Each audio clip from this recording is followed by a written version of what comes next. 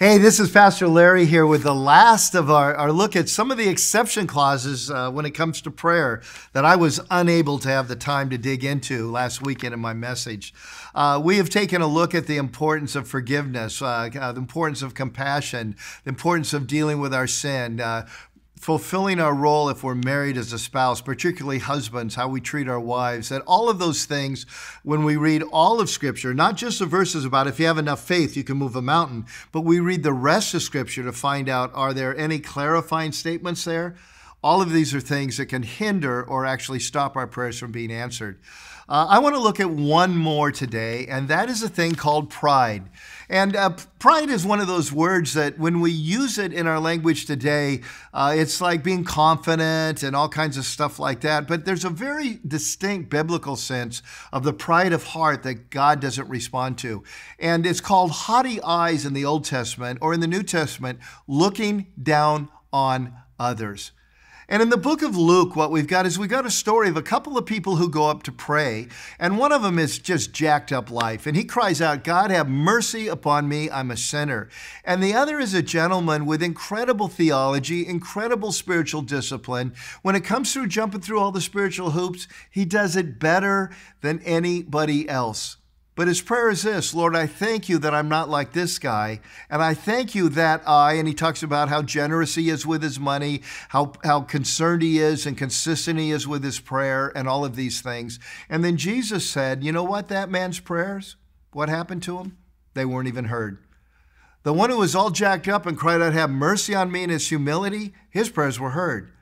And the one who did everything right, who looked in the mirror and said, man, am I so cool, and had a tendency to meet others and look down on them, the Lord said not a word of his prayer was even heard. This is the danger zone for those of us that have walked with Jesus very long. The further along we get, we tend to stop looking at how far ahead Jesus is and how far short we are, but how far ahead we are of other people, especially if there's some we started with, we've, quote, surpassed in the journey. And then haughty eyes begin to show up.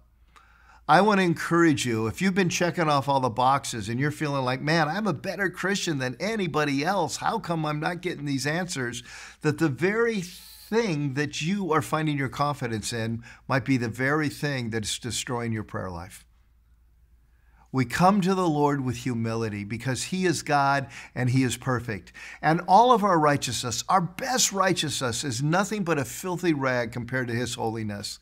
It's not a comparison to others. It's a comparison to him.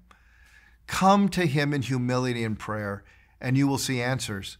Come to him with a sense of arrogance that I'm a better one than everybody else. God's lucky to have me. It doesn't matter how many checks you have on your list. God won't hear that prayer. Folks, those are just a few of the exception clauses. I encourage you, maybe this next week, dig in on your own and find a few others. You might just Google why prayers aren't answered and gather them. There was a period of time in my life where I was going through a very deep and dark valley that I did my first study on why prayers aren't answered. And the things I've shared with you this week come out of that particular time. There's some others as well in there. When I pray for show because I want to impress other people, I'm told my prayers won't be answered. If I lack persistence, I'm told they won't be answered. There's literally 10, 12 different little exception clauses in this book we call our Bible.